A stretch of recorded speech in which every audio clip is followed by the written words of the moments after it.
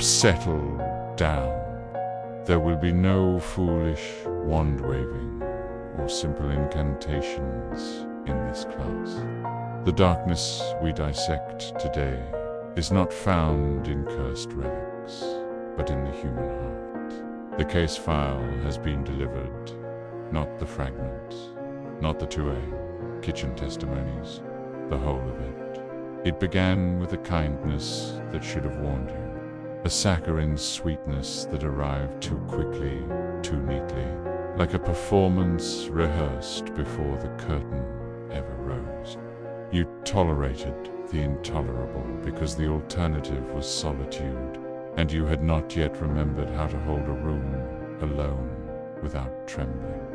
You made yourself a party to your own captivity. Today's lesson is the architecture of malice, the 5 unforgivable curses of the gaslighter's arsenal, designed not to kill the body, but to dismantle the soul. This is how they build your prison end, how we burn it down. The assault begins with the reality heist. This is the first, most fundamental cursor commission of psychological theft. You hold the evidence in your hand, the text message, the timeline, the crystal clear memory end. They look you dead in the eye and deny it. That never happened. You are making it up. For the subject of the experiment youth, this is devastating. It is a direct assault on your perception. The goal is to make you believe that your own senses, your eyes, your ears, your memory are unreliable. You saw the messages, you quoted them back, and yet, by the time the device was back in their hands, the evidence was gone, and the lie was already in the air. This tactic shatters the confidence in your own mind. If they can make you doubt what you physically saw, they can make you doubt anything. This leaves you in a state of profound confusion where clarity feels impossible to find. They are not merely lying to you, they are stealing your capacity for truth. The second unforgivable curse, the "you're too much" defense. When you voice a valid, necessary concern, they immediately invert the moral calculus. They label you as overly sensitive, dramatic, or that pathetic, common curse paranoid. You are being so insecure lately. Don't you trust me?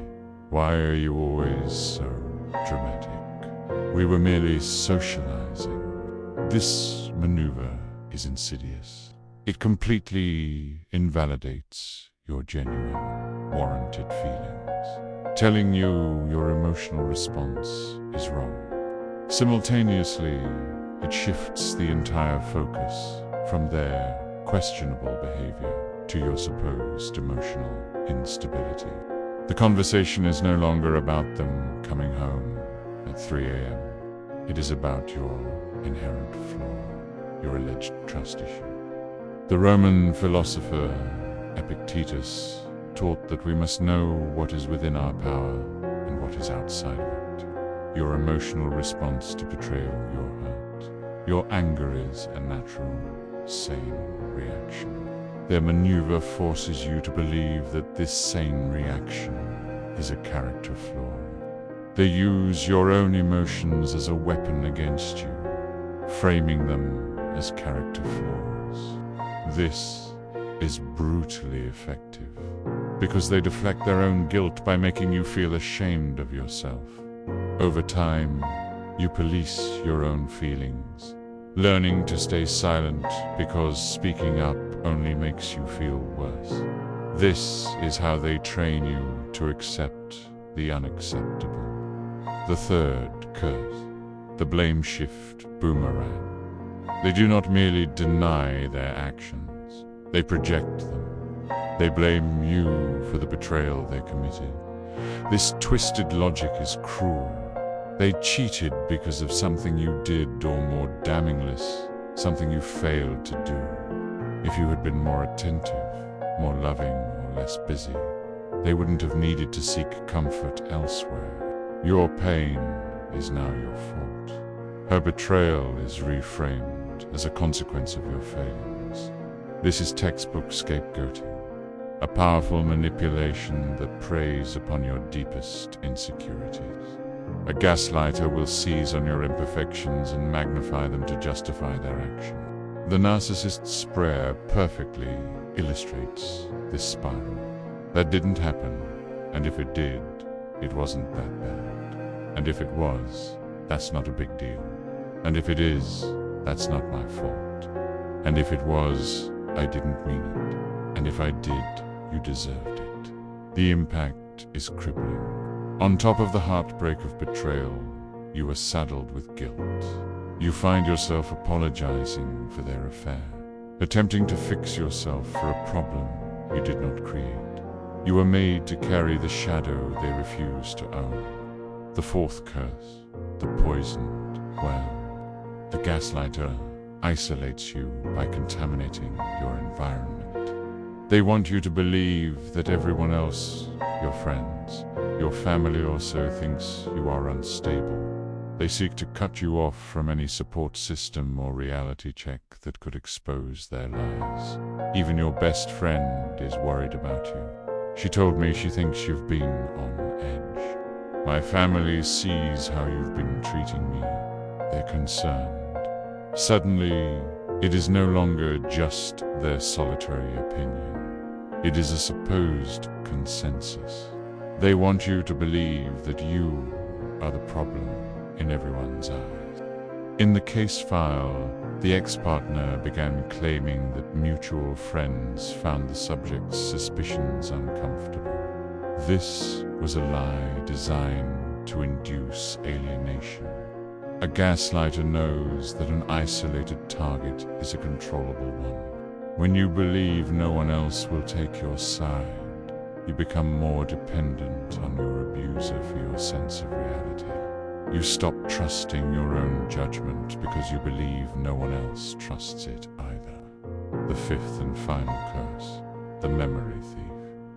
This is the subtle art of rewriting your shared history. They do not just deny an event, they edit the details, twist the context, and slowly alter your memories. They taint your identity by tampering with its foundation. Promises she made are reframed as misunderstandings. Fights you had are retold with you as the aggressor. Happy memories are tainted by emphasizing your alleged bad mood the whole time. This gradual erosion of your past is profoundly damaging because memories are the foundation of your identity. When a malignant force messes with your history, they are messing with who you are. You begin to feel like a ghost in your own story, completely untethered from your own life. You are a prisoner of a past you no longer recognize. Recognizing these 5 curses the reality heist, the you're too much defense, the blame shift boomerang, the poisoned well, and the memory thief is the first crucial step. It is like turning on the light in a dungeon. But what now? Trying to prove your reality to someone committed to denying it is a losing battle. You cannot use logic on a person who is using manipulation to control you. The solution isn't to change them. It's to anchor yourself in an unbreakable reality. The great Swiss master, Carl Jung, understood the core of this phenomenon. He theorized that the narcissist is a creature who has utterly failed at shadow integration. The shadow is the part of ourselves we deny our rage, our cruelty, our flaws. A healthy individual acknowledges and integrates this darkness. The narcissist, however, amputates their shadow. They project their own flaws, their lies, their paranoia, their instability warned to a host. That host who is forced to carry the crushing psychological weight of their disowned darkness. The madness you felt was never truly your own. It was the psychic burden of her exiled shadow. This insight provides the true path to freedom. We must stop carrying what is not ours.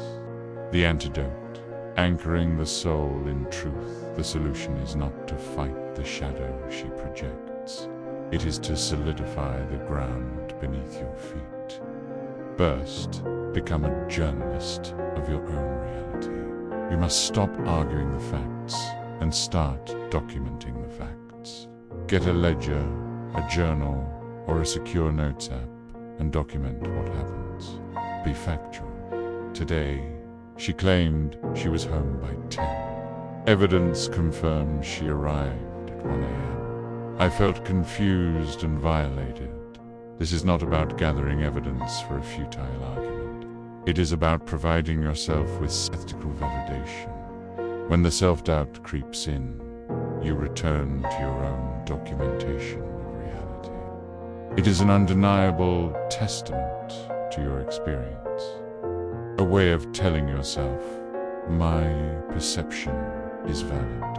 I am not imagining things. This is your internal pensive fortress against the memory thief. Second, stop arguing facts.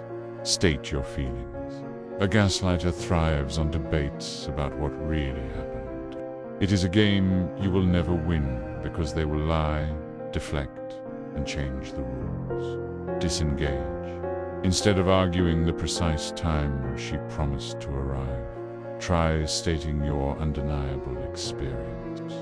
I felt hurt and abandoned when I was left waiting alone for an hour. They can argue with facts, but they cannot argue with the sanctity of how you feel. They will attempt to invalidate your feelings by saying you are too sensitive, but you can hold your ground by simply repeating. Regardless, that is how I felt. This shifts the focus from a pointless debate to the undeniable impact of their actions. It takes their power away and puts you back in control. Third, reclaim your unbreakable compass. Gaslighting is a systematic dismantling of your intuition. Healing is the process of rebuilding that trust in yourself. That quiet, nagging feeling that something is wrong is one of your most powerful tools.